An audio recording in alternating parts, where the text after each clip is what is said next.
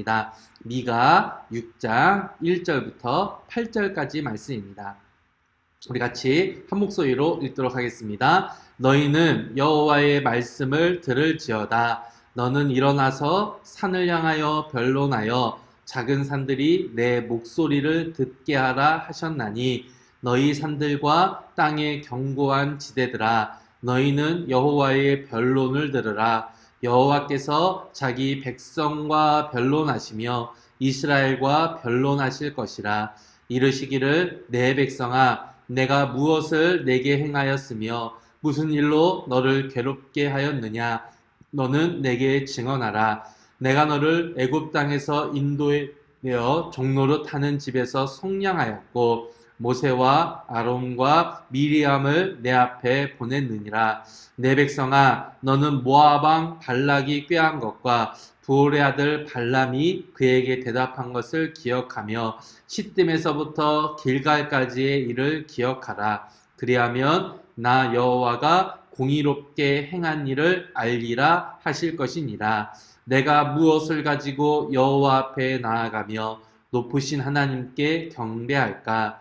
내가 번제물로 1년 된 송아지를 가지고 그 앞에 나아갈까? 여호와께서 천천의 순양이나 만만의 강물 같은 기름을 기뻐하실까? 내 허물을 위하여 내 맏아들을 내 영혼의 죄로 말미암아 내 몸의 열매를 드릴까? 사람아 주께서 선한 것이 무엇임을 내게 보이셨나니 여호와께서 내게 구하시는 것은 오직 정의를 행하며 인자를 사랑하며 겸손하게 내 하나님과 함께 행하는 것이 아니냐. 아멘.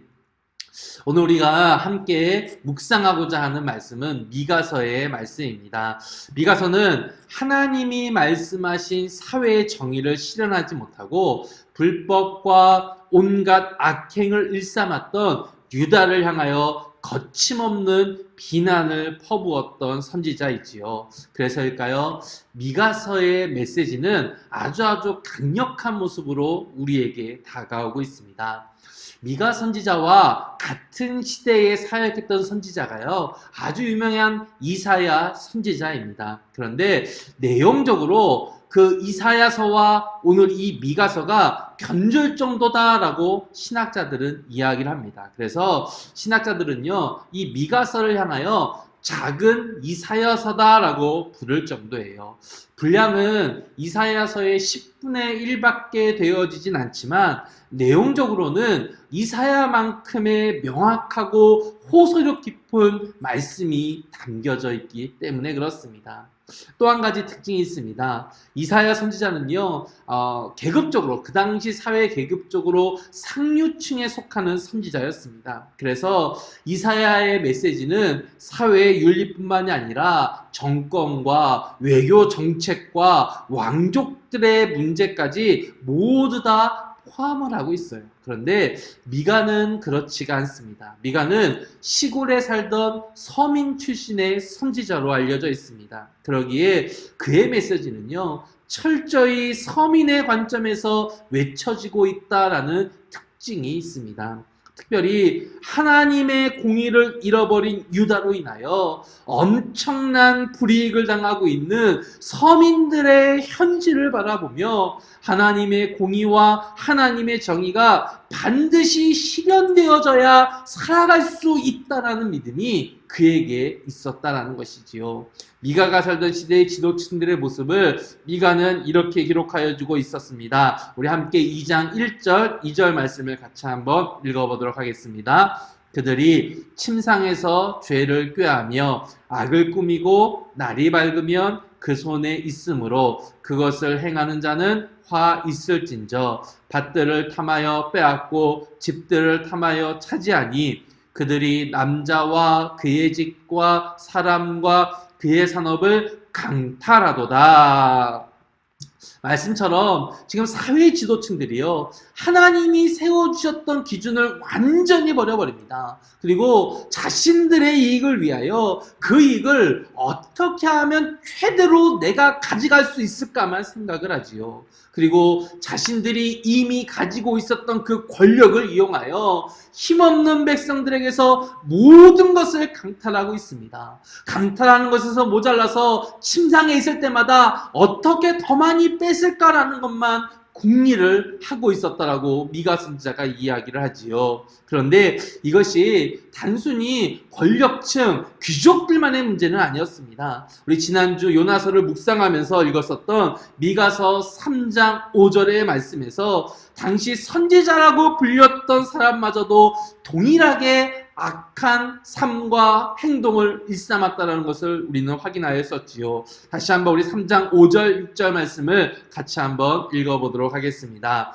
내 백성을 유혹하는 선지자들은 이에 물 것이 있으면 평강을 외치나 그 입에 무엇을 채워주지 아니하는 자에게는 전쟁을 준비하는도다. 이런 선지자에 대하여 여호와께서 이르시되 그러므로 너희가 밤을 만나리니 이상을 보지 못할 것이요 어둠을 만나리니 점치지 못하리라 하셨나니 이 선지자 위에는 해가 져서 낮이 캄캄할 것이라. 하나님의 정의를 드러내고 또한 그렇게 살아야 하는 선지자들의 삶이 지금 어떻게 되어졌습니까? 선지자들 역시도요, 자신의 유익만을 위하여 살아갑니다. 선지자를 만족시켜주는 행동을 하면은요, 그 사람에 나아가서 온갖 복을 빌어주는데요, 자신의 마음에 들지 않으면 온갖 저주를 행하고 있었다라는 것이지요. 즉, 하나님의 말씀을 자신의 뜻대로, 자신의 마음대로 해석하고 적용하면서 살아가고 있었다는 것을 보여주고 있습니다. 하나님이 지금 그것을 아시고 계시지요. 하나님 그래서 이 선지자들을 그냥 두시지 않습니다. 그래서 6절의 말씀과 같이 선지자임에도 불구하고요, 밤을 만나고 어두움 속에 있게 되어지는 겁니다. 여러분 무슨 말입니까? 하나님이 더 이상 선지자에게 아무런 말씀도 하지 않으신다라는 이야기이지요. 그런데도요, 이들은 계속해서 선지자의 일들을 하고 있습니다. 왜요? 이미 세상의 권력을 등에 업고 있기 때문에 그렇습니다. 당시 악을 행하고 있던 이 지도층과 하나가 되어져서 자신의 이익을 위해 온갖 악행을 스스로 행하고 있었다는 거예요. 분명 하나님의 인재는 떠났습니다. 하나님이 말씀하지 않습니다. 그러나 그들에게 주어졌던 이 권력으로 인하여 사람들의 마음을 조종하고 있었다라는 거예요. 즉 하나님의 말씀으로 백성에게 나아간 것이 아니라 자신의 이익과 욕망을 위하여 세상의 권력을 등에 입고 사람들을 현혹하고 있었던 것이 바로 이 시대의 지도자들이요 선지자들의 모습이었다라는 겁니다. 여러분, 그러니 이 사회가 어떻게 되어졌겠습니까? 겉으로는 분명 잘 사는 사람들도 있었고 좋은 나라처럼 보였었습니다. 하지만 실상은 온갖 불의와 악함으로 물들어버린 아주 힘든 사회가 되어가고 있었다라는 것이지요. 하나님의 나라가 아니라, 하나님의 나라가 세워진 것이 아니라 세상의 나라가 지금 되어졌다라는 것입니다. 그러한 사회 구조 속에서 여러분 누가 가장 큰 피해를 입고 있었겠습니까? 누가 가장 큰 어려움을 경험하고 있었겠습니까? 당연히 백성들이지요. 열심히 살아도요, 모든 것을 다 귀족들에게 빼앗깁니다. 주의 말씀을 따른다고 믿고 있지만 그 말씀을 전해주는 사람마저도 타락하였기에 그들의 믿음, 백성들의 믿음도 조금씩 자연스럽게 타락해가고 있었던 거예요. 그래서 백성들이 악행이 하나님의 뜻이다라고 여길 정도가 되어졌다라는 거예요. 왜냐하면 계속해서 선지자들의 입을 통하여 그들이 행하고 있는 악함이 맞다라는 메시지를 매일매일 듣고 있었기 때문에 그렇습니다. 이러한 모습을요, 미가는 이렇게 정의해주고 있습니다. 3장 11절 말씀인데요. 같이 한번 읽어보도록 하겠습니다. 그들의 우두머리들은 뇌물을 위하여 재판하며 그들의 제사장은 삭슬을 위하여 교훈하며 그들의 선지자는 돈을 위하여 점을 치면서도 여호와를 의뢰하여 이르기를 여호와께서 우리 중에 계시지 아니하냐 재앙이 우리에게 임하지 아니하리라 하는도다. 뇌물을 사랑하고 돈이 삶의 목적이 된 사람들이 제일 앞장서서 지금 이와 같은 이야기를 하고 있다는 겁니다. 하나님이 우리를 인정해 주셨기 때문에 우리가 이와 같은 복을 받고 있다라고 지금 말하고 있다는 거예요. 즉 온갖 악행을 통하여 얻은 이 불의한 부유함을 하나님의 함께하심의 증거다라고 백성들을 가르치고 현혹하고 있었다는 겁니다. 그러니 잘 모르는 이 백성들은요, 당연히 이 악함을 자연스럽게 동조하게 되어졌던 겁니다. 그리고 스스로 이 악한 삶을 자신의 삶으로 받아들이고 있었다는 거예요. 이러한 상황이 미가 선지자 시대에 일어나고 있었다는 겁니다. 지금 백성들이 무엇이 속고 있는지도 지금 모르고 있는 거예요. 백성이 무엇에 속고 있는지를 그래서 알려주고 있는 겁니다. 지금 이 모습은 하나님의 뜻도 아니고요, 하나님의 가르침도 아니다라고 강곡하게 외치고 있다는 겁니다. 그 외침의 결과가 3장 12절에 이렇게 기록되어져 있습니다. 우리 3장 12절 말씀도 같이 한번 읽어보도록 하겠습니다. 이러므로 너희로 말미암아 시온은 갈아엎은 밭이 되고 예루살렘은 무더기가 되고 성전에 사는 숲풀의 높은 곳이 되리라. 여러분 무슨 말씀입니까? 완전히 망해버린다라는 말씀이지요.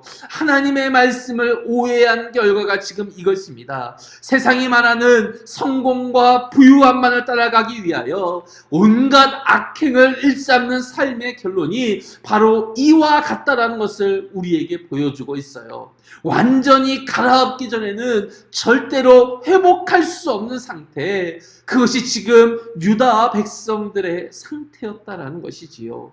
위로부터의 타락과 물질 만능주의로 인하여 돈만 밝히는 삶의 끝이 영적으로 회복할 수 없는 지경에 처하게 되어졌다는 겁니다. 이것이 지금 미가 선지자가 하나님의 말씀을 선포할 때에 유다가 처했던 실제적인 영적인 상태다라는 거예요. 그래서 철저한 심판의 메시지가 미가 선지자의 입에서 선포되고 있었다라는 겁니다. 그런데 여러분 기억하십니까? 제가 3주 연속 이 말씀을 드리고 있습니다.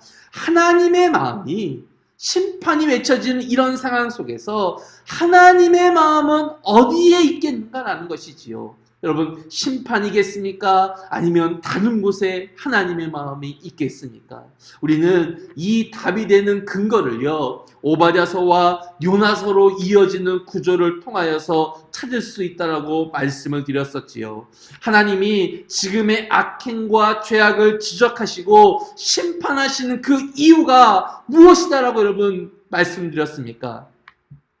돌이켜서 속히 하나님께로 돌아오라는 것이지요. 돌이켜서 하나님의 말씀대로 지금 속히 살아가는 데 있다라는 것이 바로 하나님의 마음이었습니다. 우리는 이러한 하나님의 마음을요, 지난주 요나서의 마지막 열린 결말을 통하여서 확인을 할 수 있었습니다. 우리 함께 요나서 4장 10절에서 11절의 말씀을 같이 한번 읽어보도록 하겠습니다. 여호와께서 이르시되 네가 수고도 아니하였고 재배도 아니하였고 하룻밤에 났다가 하룻밤에 말라버린 이 박농쿨을 아꼈거든. 하물며 이 큰 성읍 니느웨에는 좌우를 분별하지 못하는 자가 12만여 명이요 가축도 많이 있나니 내가 어찌 아끼지 아니하겠느냐 하시니라. 내가 어찌 아끼지 아니하겠느냐, 이것이 하나님의 실제적인 마음이다라고 우리는 묵상하였습니다. 그래서 하나님은 이 미가 선지자에게도 찾아오셔서 유다 백성들을 지금 만나겠다라고 하시는 거예요. 하나님의 뜻에 어긋난 이 삶을 버리고 다시금 하나님의 삶으로 돌아오기를 그만큼 애타게 바라고 계시기 때문에 그렇습니다. 그럴 정도로 저와 여러분들을 사랑하고 아끼시기 때문에 그래요.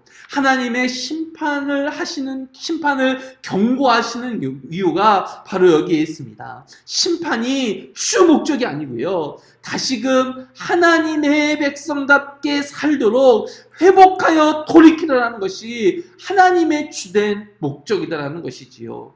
회복이 주된 목적이시기 때문에 하나님은 이런 말씀을 미가 선지자를 통하여 외치게 하시는 겁니다. 오늘 본문이었었죠. 6장 8절 말씀을 같이 한번 읽어보도록 하겠습니다.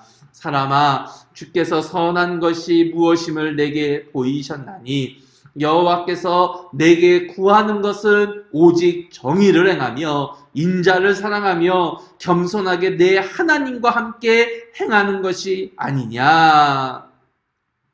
여기에서 유다 백성들의 여러분 교만이 나타나고 있습니다. 하나님의 말씀이 선포되어졌을 때요. 여러분 요나서의 니느웨 백성들이 어땠는지 기억하십니까?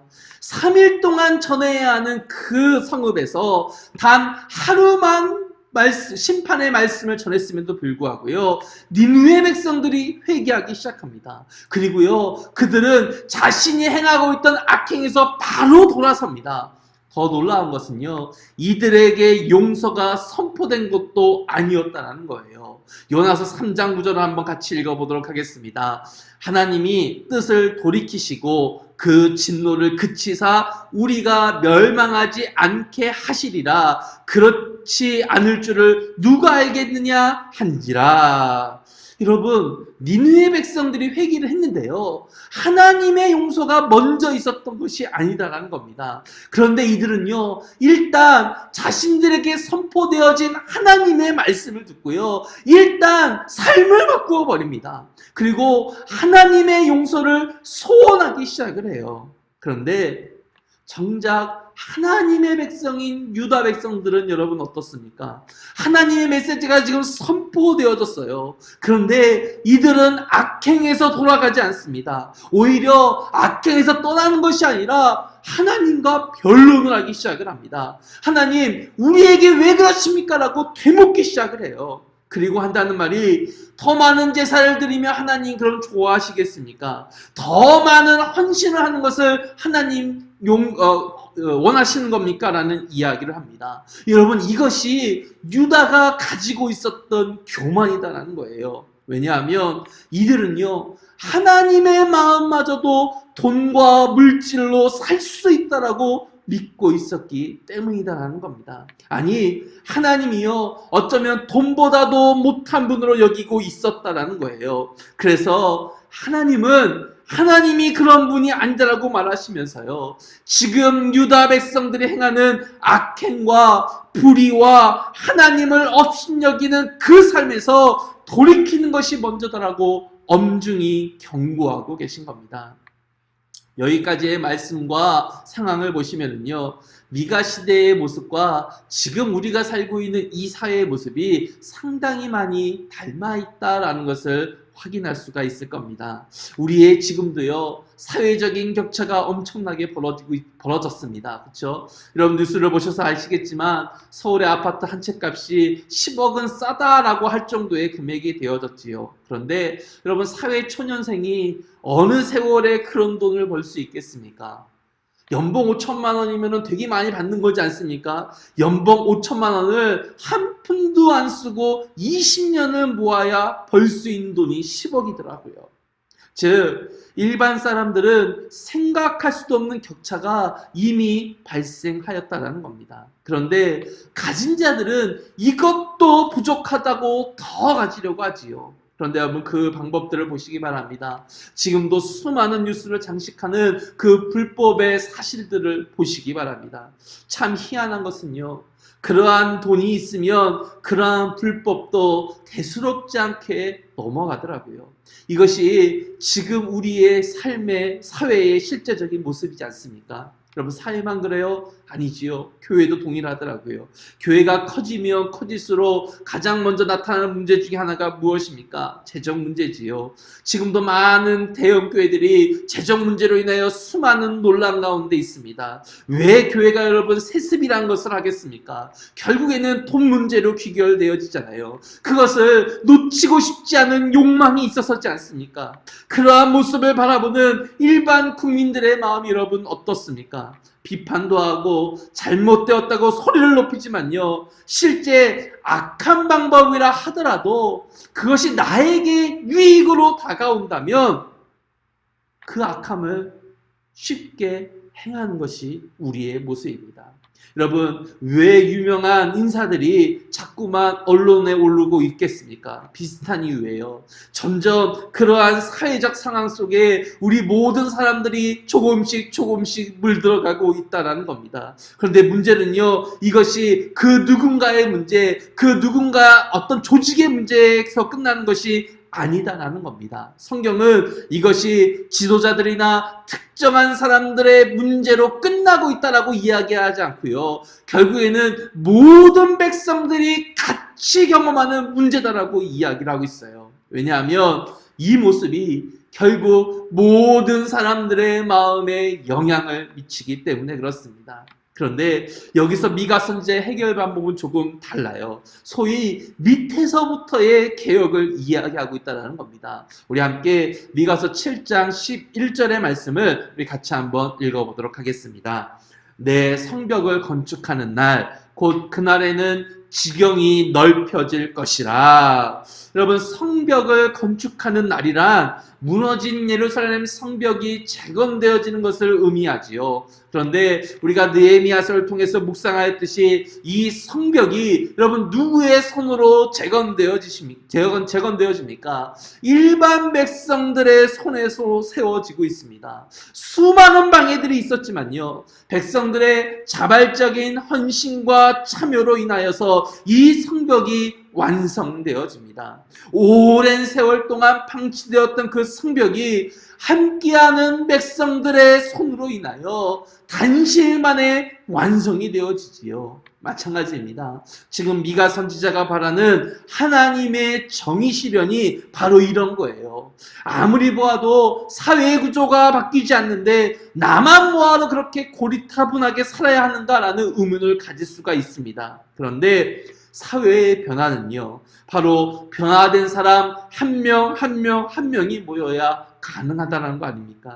미가 선지자는 그러한 의미에서 밑에서부터의 변화를 지금 촉구하고 있다는 거예요. 이 밑으로부터의 변화는 완전한 새로운 변화를 우리에게 보여줄 수 있다라고 확신에 차면서 말하고 있다는 겁니다. 계속해서 우리 7장 12절 13절 말씀을 같이 한번 읽어보도록 하겠습니다. 함께 읽겠습니다. 그날에는 아수르에서 애굽 성읍들에까지, 애굽에서 강까지, 이 바다에서 저 바다까지, 이 산에서 저 산까지의 사람들이 내게로 돌아올 것이나 그 땅은 그 주민의 행위의 열매로 말미암아 황폐하리로다.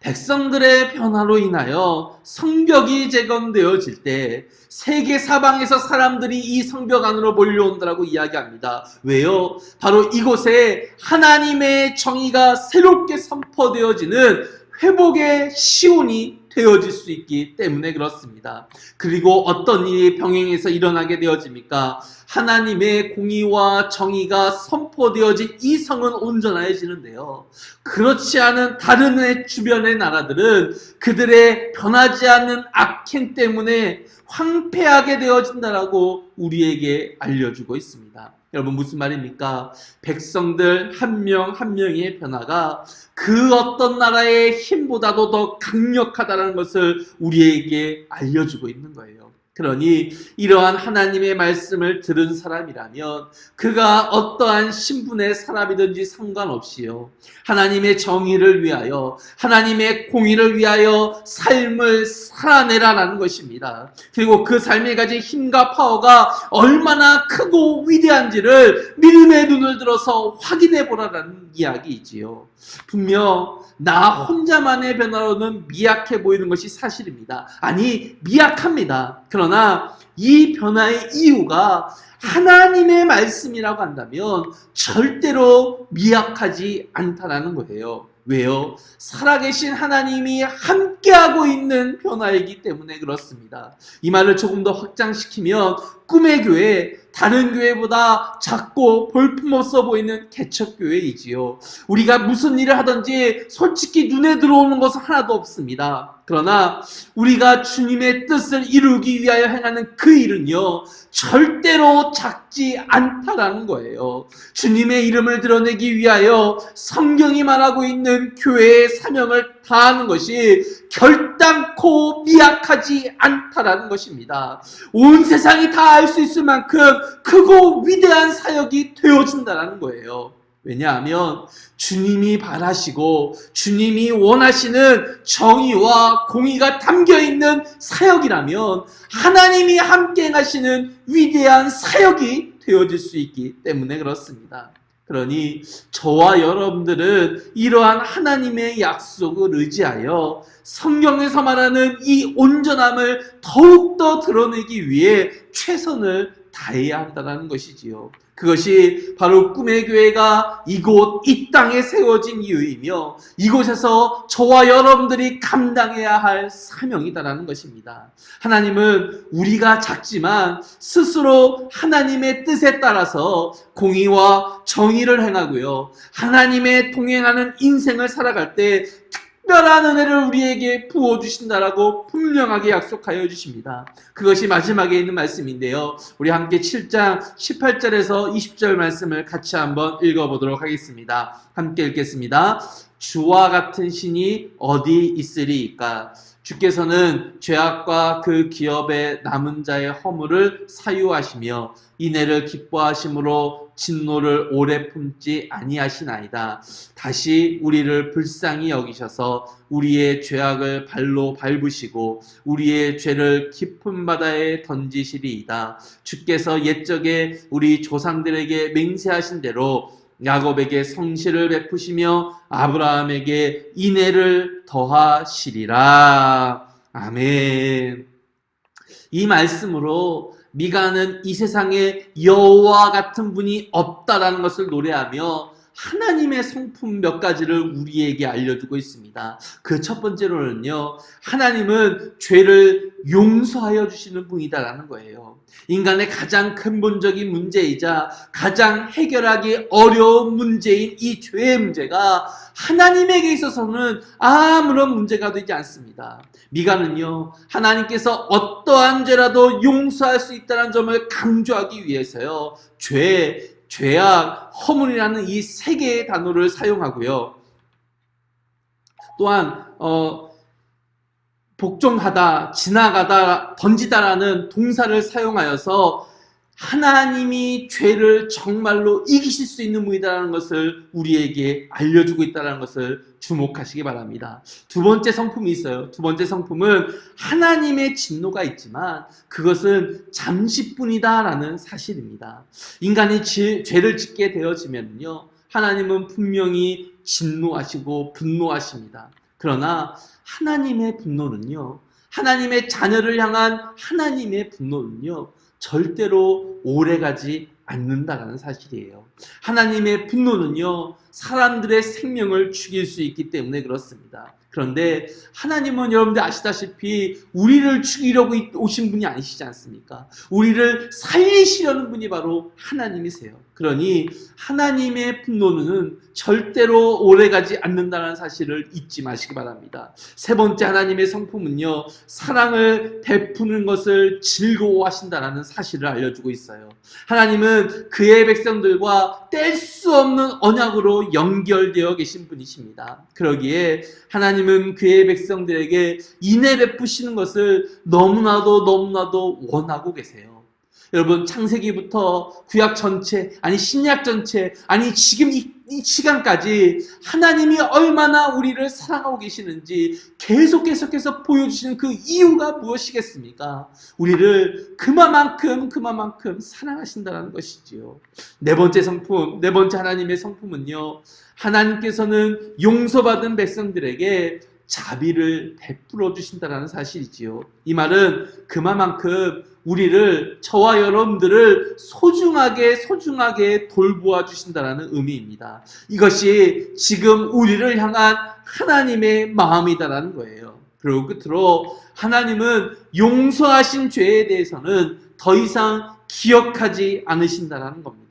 미가 선지자는 우리의 죄악을 발로 밟으시고 우리의 모든 죄를 깊은 바다에 던지신다라고 하나님이 이야기했다라고 선언하고 있지요. 발로 밟았다라는 표현은요, 전쟁에서 승리한 장군이 패자인 왕의 목을 밟는 행동, 즉 승리의 행동을 의미하는 표현입니다. 즉 죄에서 완전하게 승리하셨다는 것이고요. 바다에 던지셨다는 말은 더 이상 이 죄로 인하여 어떠한 영향도 받지 않는다라는 의지의 표현을 우리에게 알려주는 겁니다.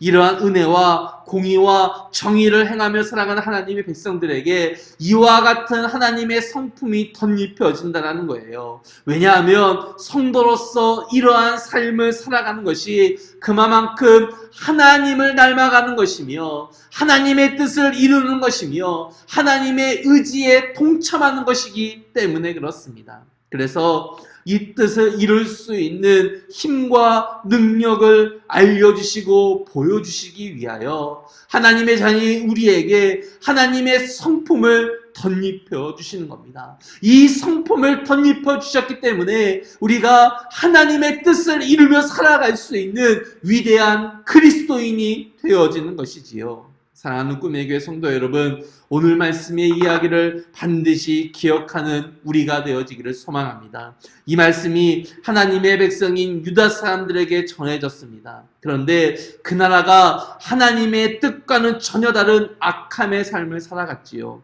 동일하게 이 말씀이 하나님의 자녀인 저와 여러분들에게 전해졌습니다. 그리고 지금 우리가 살아가는 사회 역시 선함도 있지만 악함의 모습들도 계속해서 번성하고 있지요. 그러기에 미가 선지자의 이 외침을 다시 한번 마음에 새기는 우리가 되기를 소망합니다. 우리 함께 이 말씀 다시 한번 읽어보도록 하겠습니다. 사람아, 주께서 선한 것이 무엇임을 내게 보이셨으니 여호와께서 내게 구하시는 것은 오직 정의를 행하며 인자를 사랑하며 겸손하게 내 하나님과 함께 행하는 것이 아니냐. 아무쪼록 우리가 미약하다라고 여기지 마시고요.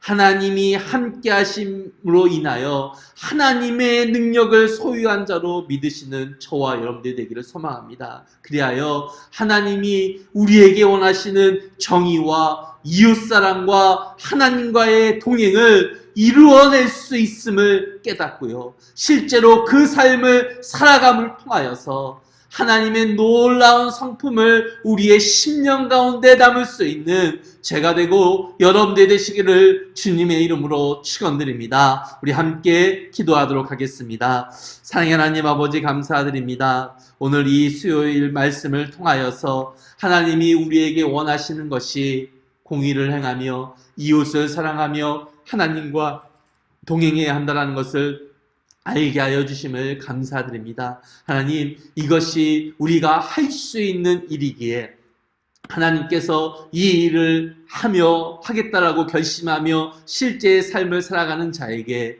하나님의 놀라운 성품을 덧입혀 주시는 사실도 알게 하여 주심을 감사합니다. 하나님, 나 한 명 한 명의 힘은 작을지 모르지만 이러한 성도들이 모두가 다 이 삶을 살아갈 때 세상을 바꿀 수 있으며 나라를 바꿀 수 있는 놀라운 힘과 능력을 만날 수 있음을 말씀을 통하여 확인하여 싸우니 주님, 믿음의 눈을 들어 이 약속의 말씀을 바라보게 하여 주시고 실제로 우리의 삶을 공의와 정의를 드러내는 삶으로 바꿀 수 있도록 인도하여 주옵소서. 이제는 우리 주 예수 그리스도의 은혜와 하나님의 사랑하심과 성령님의 감화, 감동, 위로, 교통, 충만하신 은혜가 공의를 행하며 이웃을 사랑하며 하나님과 동행하기로 다짐하며 결단하는 사랑하는 꿈의 교회 성도들 머리 위에 가정과 직장 위에